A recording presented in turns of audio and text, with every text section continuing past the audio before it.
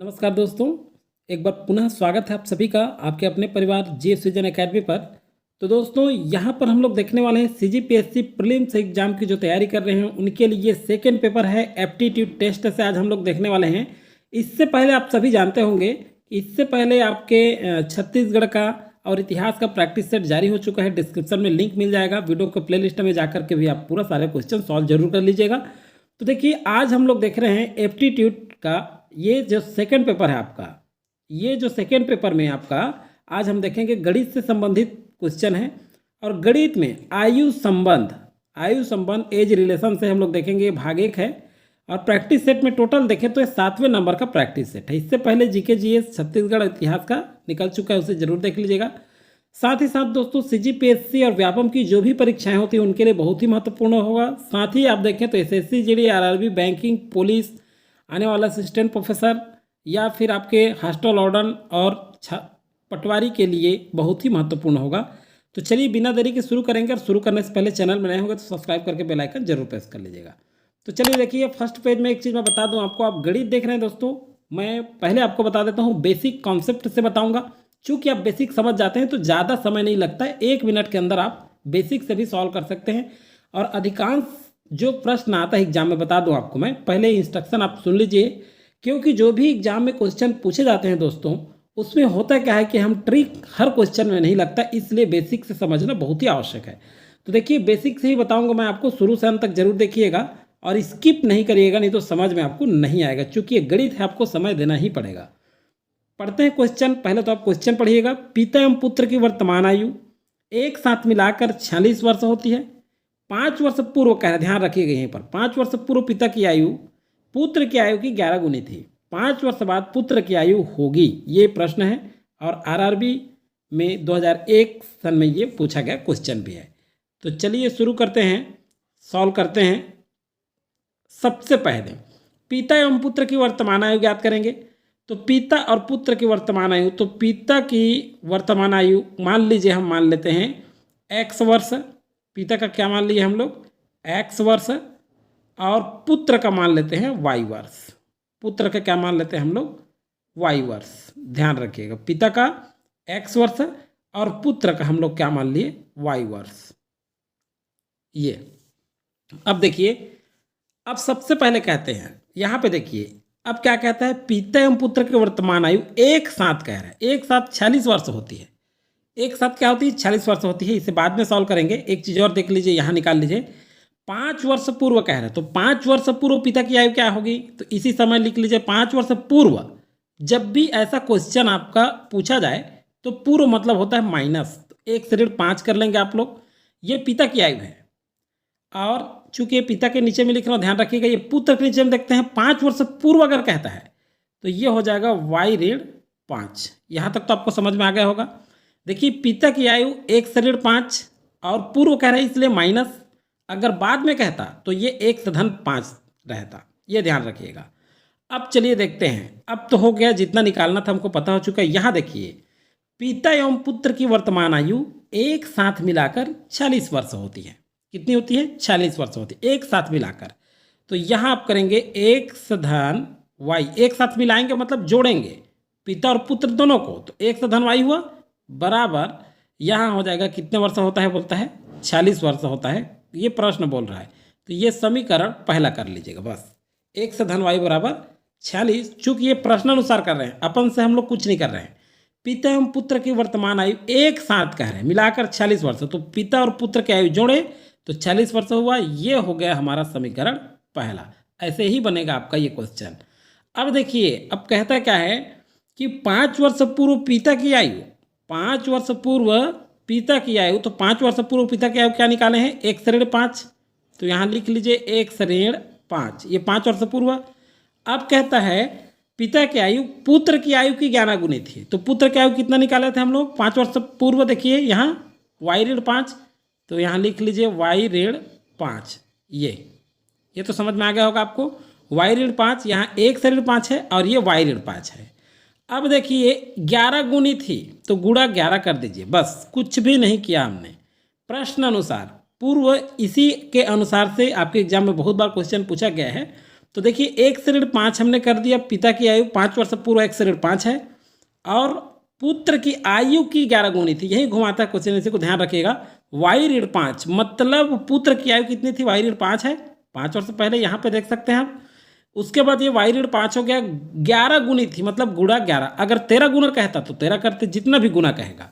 अब देखिए क्या होगा यहाँ पे, ये 1/5 ही हो जाएगा। 1/5 बराबर यहाँ हो जाएगा, ये 11 का y में गुणा होगा तो 11y हो जाएगा। ध्यान रखिएगा। अब यहाँ ऋण है तो यहाँ ऋण कर दीजिए, 11×5 = 55 हो जाएगा। सीधा सीधा ध्यान रखिएगा। अब इससे पहले भी मैं बहुत सारे क्वेश्चन आपको सॉल्व करा चुका हूँ।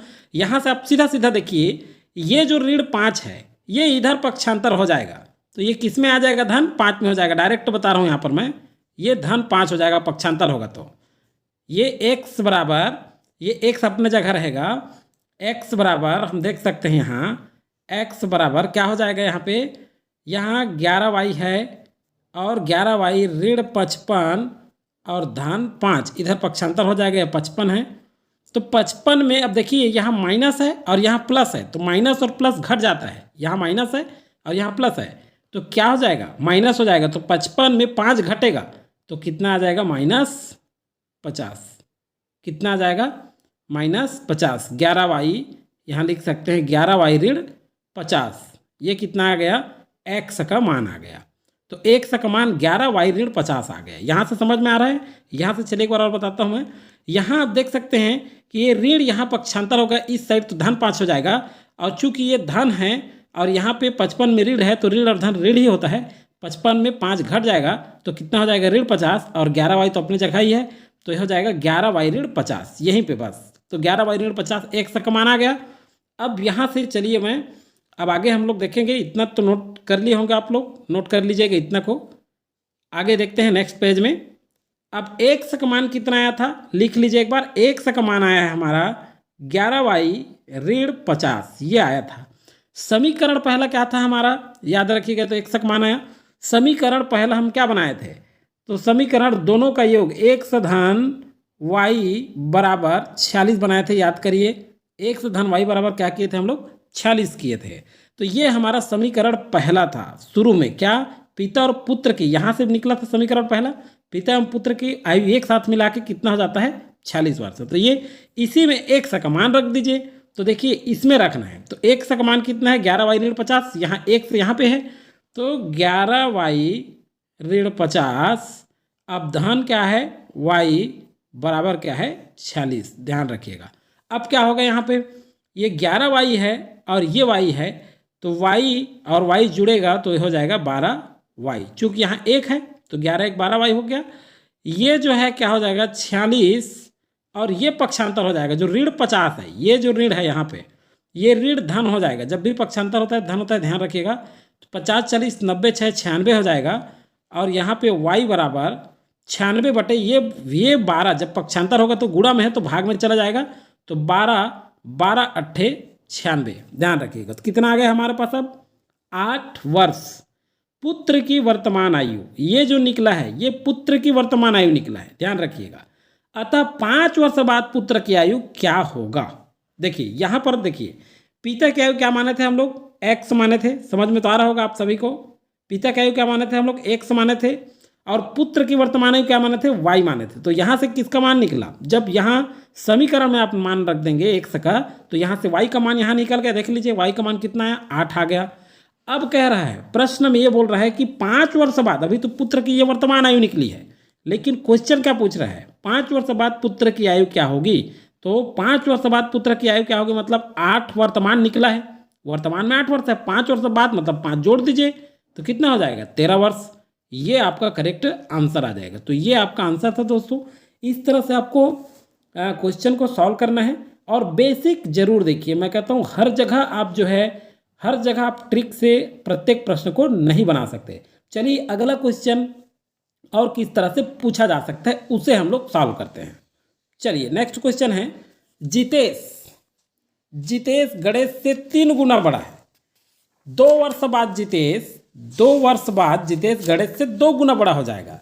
जितेश की वर्तमान आयु वर्षों में है।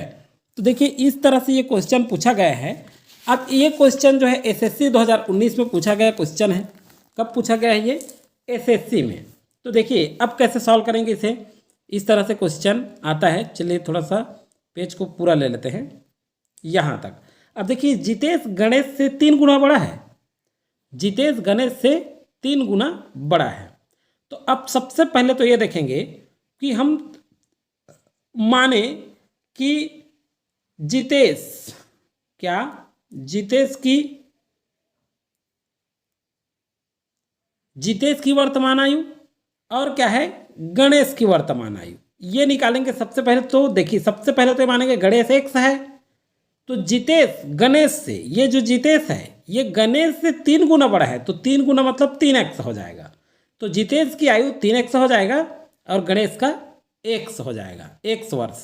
यहाँ तक तो आप निकाल लेंगे। अब क्या करेंगे हम लोग, अब देखते हैं, कह रहा है कि 2 वर्ष बाद जितेश गणेश से 2 गुना बड़ा हो जाएगा। 2 वर्ष बाद, कितने वर्ष बाद?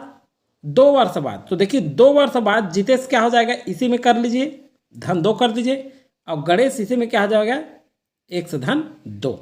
अब देखिए 2 वर्ष बाद कह रहा है, तो सीधा सीधा बात है कि 3x, 2 वर्ष बाद जितेश कह रहा है ना, ये पहला जितेश, तो जितेश का वर्तमान तो कितना निकाले थे हम लोग, 3x। लेकिन 2 वर्ष बाद इसी में हम लोग, यहीं पे मैं जोड़ देता हूँ आपको, अलग अलग आप लिख सकते हैं, डायरेक्ट मैं आपको समझाने के लिए कि 3x धन 2 वर्ष बाद कहे तो 2 जोड़ दिए, पहले कहता तो 3x ऋण 2 हो जाता, जैसे पहले गणित में देखे हैं। कन्फ्यूज नहीं होएगा दोस्तों, यहाँ तो आप समझ में आ रहा होगा। अगर ये कहता आपको कि 6 वर्ष बाद, तो 3x धन 6 हो जाता, बस इस तरह से। तो 3x धन 2 ये कह रहा है कि 2 वर्ष बाद जितेश गणेश से 2 गुना बड़ा हो जाएगा। तो ये जितेश की आयु 2 वर्ष बाद इतना है। अब देखिए गणेश की आयु क्या है, x धन 2 है, x धन कितना है, 2 है। और कह रहा है यहाँ पर आप देखिए 2 गुना बड़ा हो जाएगा। ये जो जितेश है, ये जितेश है, ये किससे, गणेश से। 2 गुना मतलब गुणा 2 कर देंगे। अब सीधा सीधा यहाँ पे क्या आ जाएगा, इसको सॉल्व कर लीजिए। 3x धन 2 इक्वल 2 में x का गुणा करेंगे तो 2x धन 2 में 2 का गुणा करेंगे तो 4 हो जाएगा। यहाँ तक तो आपको समझ में आ गया होगा। अब चलिए देखते हैं, ये 3x में ये 2x अब इधर पक्षांतर हो जाएगा तो माइनस हो जाएगा। तो 3x में 2x माइनस हो जाएगा तो खाली x बचेगा, ये आपको पता है। अब यहाँ पे 4 में ये 2 इधर पक्षांतर हो जाएगा, तो 4 में 2 गया तो कितना बचेगा, 2 बचेगा। बस समझ रहे हैं, यहाँ धन है, अगर ये पक्षांतर होता है तो ऋण 2 हो जाएगा यहाँ पे। तो 4 में 2 गया तो कितना बचेगा, 2। और 3x में 2x घटेगा तो 3 में 2 गया तो 1, तो x बराबर कितना आ गया, 2। तो x का मान यहाँ कितना आया, 2 आ गया। समझ में आ रही बातें, यहाँ तक तो आप सब समझ गए होंगे। अगला देखते हैं अब हम लोग, x बराबर 2 आया। अब कहता है कि जितेश की वर्तमान आयु वर्षों में ज्ञात कीजिए। तो जितेश की वर्तमान आयु वर्षों में क्या होगा, तो जितेश की वर्तमान आयु 3x था, ध्यान रखिएगा। वो तो 2 वर्ष बाद हम लोग निकाले थे, इसी में समझाने के लिए आपको +2 जोड़ दिया था। चाहते तो आप यहाँ अलग से 3x धन 2 लिख सकते हैं, मैं एक ही बता दिया था आपको। तो चलिए अब कह रहा है जितेश की वर्तमान आयु 3x है, तो वर्तमान आयु 3x, तो 3x लिख लीजिए। अब देखिए 3x है और x का मान कितना आया है, 2 आया है, तो 3 गुणा x का जगह रख दीजिए 2, तो 3 दूने 6 वर्ष। तो ये आ जाएगा आपका किसकी आयु, ये आ गई आपकी जितेश की वर्तमान आयु। किसकी आयु आ गई, जितेश की वर्तमान आयु। अगर गणेश की वर्तमान आयु कहता है तो चूंकि गणेश का x था, 2 वर्ष बाद अगर हम देखेंगे तब ये धन 2 हम जोड़े थे, 2 वर्ष बाद में अलग से बनेगा, वो साथ में मत जुड़ेगा। आपको समझाने के लिए मैं शॉर्टकट तरीके से बताया था, वो अलग से बनेगा। तो यहाँ पे गणेश की आयु कितना आई, 2 वर्ष आ गया। और अगर इसका पूछता है तो 3x है, तो 3 में 2 का गुणा कर दिए तो 6 वर्ष हो गया। तो इस तरह से जिसका भी आयु पूछे आप इस तरह से क्वेश्चन निकाल सकते हैं। इसमें ट्रिक की आवश्यकता है क्या, नहीं है। आपको समझाने के लिए मेरे को ज़्यादा समय लगा है, अगर आप समझ जाते हैं तो तुरंत जितने एक्सरसाइज करेंगे आपका क्वेश्चन बन जाएगा। तो दोस्तों नेक्स्ट वीडियो में मैं जो है आपका प्रैक्टिस सेट लाते ही रहूँगा, और जो आपका मैथ्स तक है उसे मैं कंप्लीट जरूर कराऊंगा। सारे एग्जाम, कॉम्पिटिटिव एग्जाम की जो तैयारी कर रहे हो सारे के सारे जरूर देखिएगा। पूर्व में हमारा चैनल एक नवलाकर क्लासेस से चलता था, अब इसका नाम बदल करके GS विजन एकेडमी हो गया है। इसे भी आप जरूर ध्यान रखिएगा, बहुत सारे लोग कन्फ्यूज होते रहते हैं। चलिए नेक्स्ट वीडियो आएगा, तब तक के लिए थैंक यू, जय हिंद, जय भारत। प्रैक्टिस